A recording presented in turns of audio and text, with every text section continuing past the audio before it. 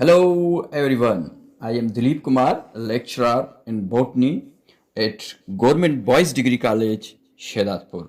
Today we will learn about the cellular respiration. आज हम cellular respiration के बारे में बात करेंगे कि सेलुलर रेस्पिरेशन क्या है। जैसे कि आपको पता है कि हमारी बॉडी जो कि सेल की बनी हुई होती है और सेल हमारी बॉडी में बहुत सारे जो है काम करता है। अगर ऑर्गेन लेवल की बात करेंगे तो हर ऑर्गेन लेवल भी कोई ना कोई काम कर रहा होता है। अगर मसल्स की हमारी बॉडी में बात करेंगे तो मसल्स कंट्रैक्ट हो रहे होते हैं, सुखड़ रहे होते हैं, हमारी किडनीज वर्क कर रही होती है, जो भी हमारे ऑर्गेन है वो काम कर रहे होते हैं।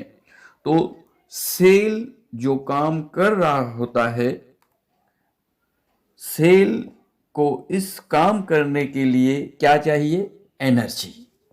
Cell need energy to do work, to carry out different functions. जितने भी फंक्शन हो रहे हैं उनके लिए सेल को क्या चाहिए? एनर्जी। ये जो एनर्जी है, ये एनर्जी आती है एक फ्यूल मॉलिक्यूल से, जिसको कहते हैं हम क्या? Glucose. Glucose is a fuel molecule which provide the energy in our body. तो एनर्जी आपको पता है कि energy is a capacity to do work. ये जो रेस्पिरेशन है, रेस्पिरेशन जो ये प्रोसीजर है, ये क्या करता है कि एनर्जी प्रोवाइड करता है। That's why the cellular respiration is called as energy releasing process. तो जो ये सेलुलर रेस्पिरेशन है, ये एक एनर्जी रिलीजिंग प्रोसेस है जो कि एनर्जी रिलीज करता है। सेलुलर रेस्पिरेशन की अगर हम डेफिनेशन की बात करेंगे, सिंपल सी डेफिनेशन, तो ये ग्लूकोज की ब्रेकडाउन है, ब्रेकडाउन ऑफ ग्लूकोज।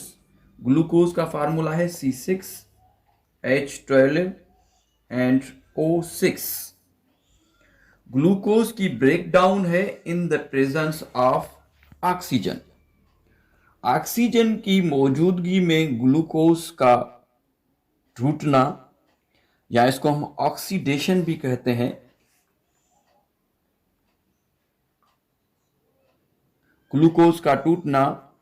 और जब ग्लूकोज टूटेगा तो इसमें से हम जो बाय प्रोडक्ट्स चीजें निकलेंगी वो कार्बन डाइऑक्साइड प्लस H2O, और क्या मिलेगा? एनर्जी। और एनर्जी मिलेगी। अब ये जो एनर्जी है, ये एनर्जी कुछ तो लूज होगी, किस शक्ल में? हीट की शक्ल में लॉस्ट होगी, और कुछ एनर्जी स्टोर्ड होगी किस फॉर्म में? एटीपी के फॉर्म में स्टोर्ड होगी एनर्जी, जो कि माइटोकॉन्ड्रिया में स्टोर होगी। तभी माइटोकॉन्ड्रिया को power house of the cell कहते हैं। एक आइडियल कंडीशन में हम ये कह सकते हैं कि जब एक मॉलिक्यूल ग्लूकोज का, जिसको कि हम फ्यूल मॉलिक्यूल कह रहे हैं, जब ये मॉलिक्यूल ऑक्सीजन की मौजूदगी में टूटेगा तो इससे 36 एटीपी हमें मिलेंगे। ये एक आइडियल कंडीशन है। ये एक आइडियल कंडीशन है कि एक ग्लूकोज का मॉलिक्यूल जब टूटेगा तो एटीपी कितने मिलेंगे? 36 एटीपी मिलेंगे। यह आपको प्रोसीजर नजर आ रहा है कि ग्लूकोज का मॉलिक्यूल ऑक्सीजन की मौजूदगी में टूटेगा, बाय प्रोडक्ट कार्बन डाइऑक्साइड और पानी निकलेगा और प्लस में हमें एनर्जी मिलेगी, कुछ एनर्जी जो कि हीट में लॉस्ट होगी, जो कि हमारे जिस्म को एक टॉलरेंट लिमिट तक जो है वार्म भी रखती है, और जो है 36 हमें एटीपी मिलेंगी। ये एक आइडियल कंडीशन है, this is an ideal condition.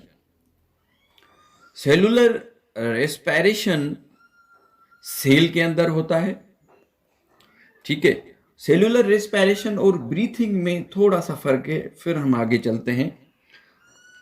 Cellular respiration आपको पता है कि कहां पे होता है, सेल के अंदर होता है, और जो ब्रीथिंग का प्रोसेस है,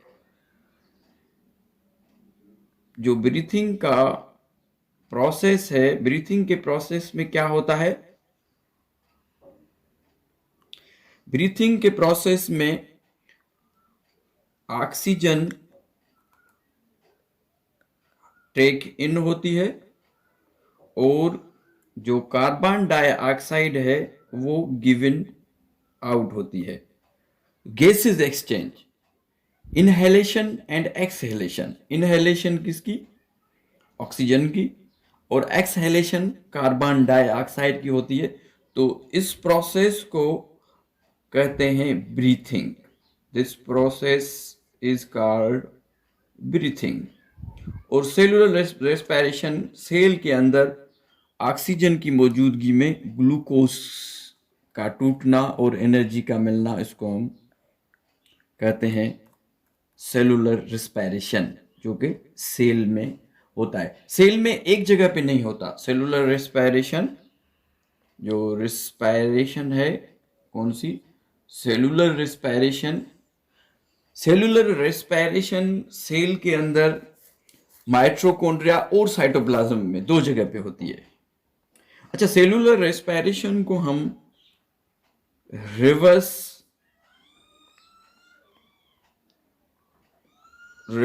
ऑफ फोटोसिंथेसिस भी कह सकते हैं। रिवर्स ऑफ फोटोसिंथेसिस भी कह सकते हैं। कैसे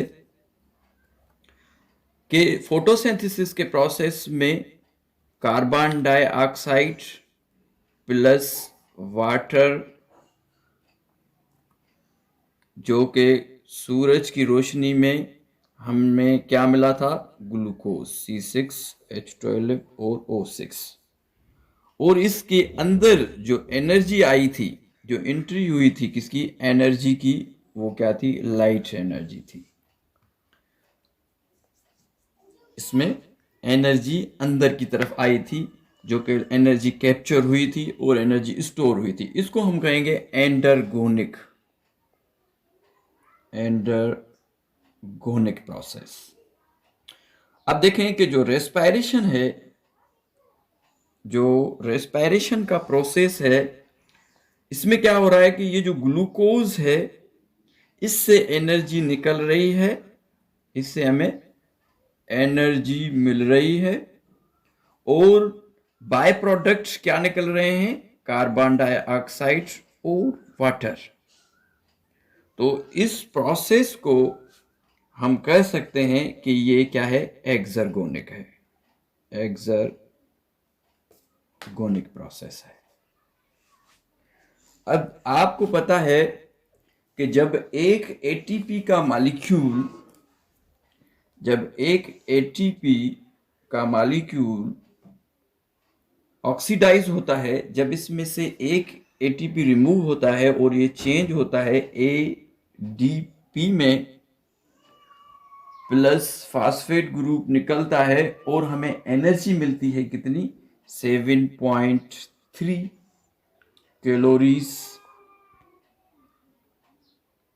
किलो कैलोरीज पर मोल हमें एनर्जी मिलती है एक, जब एटीपी जो है ऑक्सीडाइज होता है। ये जो एटीपी है वो सेलुलर रेस्पिरेशन में जब बनते हैं तो इसको कहते हैं ऑक्सीडेटिव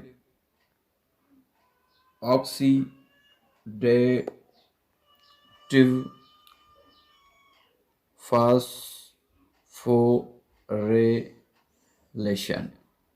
लास्ट टाइम मैंने इसको फास्फोराइलेशन कहा था, असल में ये फास्फोरिलेशन है। तो ऑक्सीडेटिव फास्फोरिलेशन में क्या होता है कि जो ग्लूकोज है C6H12 एंड O6, इसमें से ये जो हाइड्रोजन है, ये हाइड्रोजन रिमूव होते हैं। ये हाइड्रोजन यहाँ से रिमूव होंगे, यहाँ से निकलेंगे। जब यहाँ से हाइड्रोजन जब हाइड्रोजन निकल जाएंगे तो ये जो कार्बन और ये ऑक्सीजन है, ये आपस में मिलके क्या बनाएंगे? Carbon dioxide. ये जो हाइड्रोजन है, ये हाइड्रोजन है, हाइड्रोजन जब यहाँ से मूव होगा, हाइड्रोजन के एटम यहाँ से जब मूव होंगे तो हाइड्रोजन के एटम के साथ एक प्रोटॉन और एक इलेक्ट्रॉन भी इसके साथ मूव होगा। ग्लूकोज ऑक्सीडाइज होगा बाय लूजिंग देयर इलेक्ट्रॉन। अब ये जो हाइड्रोजन है, जो ऑक्सीजन है यहाँ पे मौजूद, तो ये हाइड्रोजन ऑक्सीजन के साथ जाके मिलेंगे। ऑक्सीजन ये इलेक्ट्रॉन गेन करेंगे। ये जो ऑक्सीजन है यहाँ पे, ये हाइड्रोजन जब आएंगे तो इसके साथ जाहिर सी बात है इलेक्ट्रॉन और प्रोटॉन भी साथ आ रहे हैं। तो ये जो ऑक्सीजन है, ऑक्सीजन क्या होगी? रिड्यूस होगी। ये रिड्यूस होगी, ठीक है। और रिड्यूस होके ये क्या बनाएगी? रिड्यूस होके ये बनाएगी H2O, मीन्स के पानी बन जाएगा। तो हमने वेरी फर्स्ट हमने ये देखा था इक्वेशन में कि अगर एक ग्लूकोज का मॉलिक्यूल अगर ऑक्सीडाइज्ड हो तो हमें कार्बन डाइऑक्साइड के 6 मॉलिक्यूल मिलते हैं और 6 मॉलिक्यूल हमें मिलते हैं किसके? पानी के, ठीक है। अगर इक्वेशन को बैलेंस करें तो यहाँ पे 6 आप दे सकते हैं। तो 6 मॉलिक्यूल कार्बन डाइऑक्साइड के और 6 मॉलिक्यूल हमें पानी के मिलते हैं जब जो ग्लूकोज है वो ऑक्सीडाइज हो रहा है। अब देखिए यहाँ पे ऑक्सीडेशन का भी प्रोसेस हो रहा है, तो यहाँ पे रिडक्शन का भी प्रोसेस हो रहा है। जो ग्लूकोज है वो ऑक्सीडाइज हो रहा है, ग्लूकोज यहाँ पे ऑक्सीडाइज हो रहा है, और जो ऑक्सीजन है वो रिड्यूस हो रही है। तो दोनों प्रोसेस जब यहाँ पे हो रहे हैं, क्या? ऑक्सीडेशन और रिडक्शन, इन दोनों प्रोसेस को हम मिला के कह सकते हैं कि this is a redox process के इसमें जो ग्लूकोज है वो ऑक्सीडाइज हो रहा है और ऑक्सीजन रिड्यूस होकर क्या बना रही है? पानी बना रही है, वाटर बन रहा है। जब इसमें ऑक्सीडेशन और रिडक्शन में जो इलेक्ट्रॉन हैं वो जब ट्रांसफर होंगे तो during the transformation of electron which give up energy, तो इलेक्ट्रॉन से क्या हमें मिलेगी? एनर्जी मिलेगी। और किस फॉर्म में मिलेगी? यहाँ पे होगी किसकी सिंथेसिस? यहाँ पे होगी सिंथेसिस ऑफ ATP। तो यहाँ पे ATP बनेंगे। So this formation of ATP, this synthesis of ATP is called oxidative phosphorylation. This is called phosphorylation. आगे चलते हैं हम।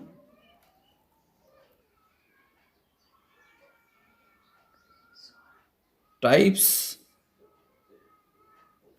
of respiration.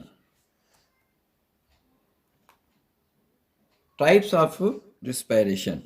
तो अगर टाइप्स की हम बात करेंगे रेस्पिरेशन की, तो रेस्पिरेशन के दो टाइप्स हैं। There are two types of cellular respiration, not respiration. Respiration breathing भी हो सकती है, जो हम सांस ले रहे हैं। This is a cellular respiration. Cellular respiration की दो अकसाम हैं। एक है एरोबिक और दूसरी है एनएरोबिक। एक एरोबिक है और एक एनएरोबिक रेस्पिरेशन है। जो एरोबिक रेस्पिरेशन है, सिंपली, और एनएरोबिक, इसमें जस्ट इतना फर्क है कि ये जो एरोबिक रेस्पिरेशन है, arrow means air, bio means life, means कि ये रेस्पिरेशन का प्रोसेस ऑक्सीजन की मौजूदगी में होता है। It takes place in the presence of oxygen. ये ऑक्सीजन की मौजूदगी में प्रोसेस होता है, इसलिए इसको एरोबिक रेस्पिरेशन कहते हैं। और एनएरोबिक जो प्रोसेस है, an aerobic, an means without, aero means air, an means without, aero means air, bio means life. ये जो प्रोसेस है रेस्पिरेशन का, ये होता है एब्सेंस ऑफ ऑक्सीजन। इसमें सिर्फ इतना फर्क है, it takes place in the absence of oxygen. ये ऑक्सीजन की गैर मौजूदगी में ये प्रोसेस होता है, इसलिए इसको एनारोबिक प्रोसेस कहते हैं। एरोबिक प्रोसेस, जो एरोबिक प्रोसेस है, इसमें हमें हाई एनर्जी मिलती है। It release high energy. और जो एनारोबिक प्रोसेस है, इसमें लो एनर्जी रिलीज होती है। वो क्यों, मैं आपको बताता हूं जब हम स्टेप्स के बारे में आज थोड़ा सा जिक्र करेंगे। आज मैं जस्ट रेस्पिरेशन के बारे में आपको ओवरव्यू दे रहा हूं। डिटेल में हम आने वाले 3 लेक्चर्स में इसको कंप्लीट करेंगे इंशाल्लाह ताला। ये जो एनारोबिक रेस्पिरेशन है, इसमें लो एनर्जी मिलती है, और जो एरोबिक रेस्पिरेशन है, इसमें हाई एनर्जी मिलती है। हमें पता है कि इसमें by product carbon dioxide plus water release होते हैं और एनर्जी मिलती है। इसमें इथाइल और लैक्टिक एसिड हमें मिलता है। इथाइल अल्कोहल,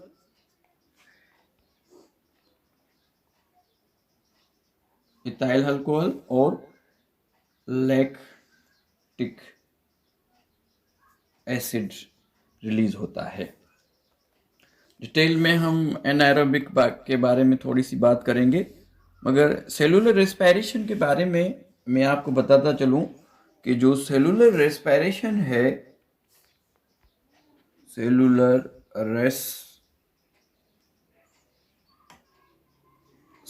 रेस्पिरेशन में मैंने आपको वेरी फर्स्ट कहा था कि इसमें 36 एटीपीज हमें मिलते हैं। ये 36 एटीपीज ऐसे ही नहीं मिल जाते कि ग्लूकोज का एक मॉलिक्यूल टूट गया और हमें 36 मॉलिक्यूल मिल गए। इसके कुछ स्टेप्स होते हैं। सेलुलर रेस्पिरेशन के स्टेप्स होते हैं जिनमें कि ये एटीपीज हमें मिलते हैं। जो फर्स्ट स्टेप है उसको कहते हैं ग्लाइकोलाइसिस। ग्लाइकोलाइसिस मीन्स कि ग्लूकोज का टूटना। Glyco means glucose and lysis means split. Glucose का टूटना, ये ग्लूकोज 6 छह कार्बन का एक मॉलिक्यूल है जो कि टूटता है, जिसमें पायरोवेट 3 कार्बन के मिलते हैं। और इसमें हमें एटीपी जो मिलते हैं, एटीपी हमें 2 मिलते हैं, 2 एटीपीस। और ये प्रोसीजर होता कहाँ पे है? साइटोप्लाज्म में। ये याद आपने रखना है, ये साइटोप्लाज्म में होता है। और दूसरी बात कि ये एनारोबिक है, इसमें ऑक्सीजन की जरूरत नहीं होती। ये एनारोबिक प्रोसेस है। जो सेकंड टाइप है उसको हम कहते हैं क्रेब्स साइकिल। क्रेब साइकिल, ये जो क्रेब साइकिल है इसमें भी हमें 2 एटीपी मिलते हैं, एटीपीस। और ये होता कहाँ पे है? माइटोकॉन्ड्रिया में। ये माइटोकॉन्ड्रिया में होता है। और जो नंबर 3 है, इलेक्ट्रॉन ट्रांसपोर्ट चेन, ये भी माइटोकॉन्ड्रिया में होता है। और इसमें हमें मिलते हैं 32 एटीपीस। अब हमारे पास टोटल एटीपीस कितने हो गए? 36 एटीपीस पूरे हो गए, जो कि 3 मरहलों में हमें मिले हैं। ग्लाइकोलाइसिस, ग्लाइकोलाइसिस में हमें 2 एटीपी मिले। ग्लाइकोलाइसिस को चलाने के लिए 2 एटीपी हमें खर्च करने पड़ेंगे, और जो नेट हमें मिलेंगे वो 2 मिलेंगे। और जो क्रेब साइकिल है उसमें 2 एटीपी, और इलेक्ट्रॉन ट्रांसपोर्ट चेन में हमें 32 एटीपी मिलेंगे, और यहां पे हमारे 36 एटीपी कंप्लीट हो जाएंगे। अब देखें कि जो ग्लाइकोलाइसिस है, ग्लाइकोलाइसिस जब ग्लाइकोलाइसिस में ग्लूकोज टूटेगा, जब इसमें ग्लूकोज टूटेगा 6 कार्बन से 3 कार्बन के जो 2 मॉलिक्यूल बनेंगे, जिसको हम पायरुवेट कह रहे हैं। अब क्या होगा कि ये जो पायरुवेट हैं, पायरुवेट को अगर ऑक्सीजन नहीं मिलेगी तो ये चले जाएंगे कहाँ? एनारोबिक रेस्पिरेशन की तरफ। एनारोबिक रेस्पिरेशन की तरफ, या हम इसको फर्मेंटेशन भी कह सकते हैं।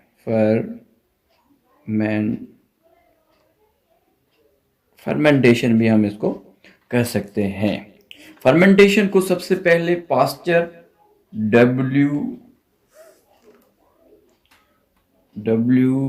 पास्चर ने इंट्रोड्यूस करवाया था कि ग्लूकोज C6H12O6 की ब्रेकडाउन हो इन द एब्सेंस ऑफ ऑक्सीजन। अगर ये प्रोसीजर ह्यूमन बीइंग्स में हो रहा है तो इसके नतीजे में क्या बनेगा? लैक्टिक एसिड बनेगा। अगर ये ह्यूमन में प्रोसीजर हो रहा है तो क्या बनेगा? लैक्टिक एसिड बनेगा। अगर ये किस में हो रहा है? अगर ह्यूमन में हो रहा है। जब ह्यूमन बीइंग्स हेवी एक्सरसाइज करेंगे, हेवी काम करेंगे, तो उनमें मसल्स में ऑक्सीजन की कमी हो जाएगी, और उसके नतीजे में जो पायरुविक एसिड हैं उसमें जो है एनारोबिक या फर्मेंटेशन का प्रोसेस होगा, और उसके नतीजे में लैक्टिक एसिड बनेगा, और जो लैक्टिक एसिड है वो मसल्स में पेन प्रोड्यूस करेगा। तो इस टाइप की जो फर्मेंटेशन जिसमें लैक्टिक एसिड बनेगा, इस टाइप की फर्मेंटेशन को हम लैक्टिक एसिड फर्मेंटेशन भी कह सकते हैं। अगर यही प्रोसीजर यीस्ट में हो रहा है, अगर ये प्रोसीजर किसमें, यीस्ट में हो रहा है, तो यीस्ट में क्या बनेगा, it produce alcohol, ethyl alcohol, it produce ethyl alcohol. तो इस फर्मेंटेशन को हम क्या कहेंगे, अल्कोहलिक फर्मेंटेशन कहेंगे। एनारोबिक जो रेस्पिरेशन है वो टेपवर्म में, स्पीशीज एनिलीड्स की में, यीस्ट में, माइक्रो ऑर्गेनिज्म में, और जो वाटर लॉज्ड जो रूट्स होते हैं प्लांट्स के, उनमें एनारोबिक रेस्पिरेशन होती रहती है। ये माइनर जो है ऑर्गेनिज्म में होती है, मेजर जो है एरोबिक रेस्पिरेशन ही होती है। तो आज हमने रेस्पिरेशन के बारे में हमने पढ़ा है। रेस्पिरेशन का हमने पढ़ा कि सेलुलर रेस्पिरेशन जो कि सेल के अंदर प्रोसीजर होता है, और जो इसके 3 स्टेप होते हैं। जो पहला स्टेप है ग्लाइकोलाइसिस, ये साइटोप्लाज्म में होता है, और बाकी के 2 स्टेप जो है वो माइटोकॉन्ड्रिया में होते हैं, ठीक है। और जो इसमें एक ग्लूकोज का molecule in the presence of oxygen टूटता है तो 36 एटीपी बनते हैं। वो 36 एटीपी 3 मरहलों में बनते हैं।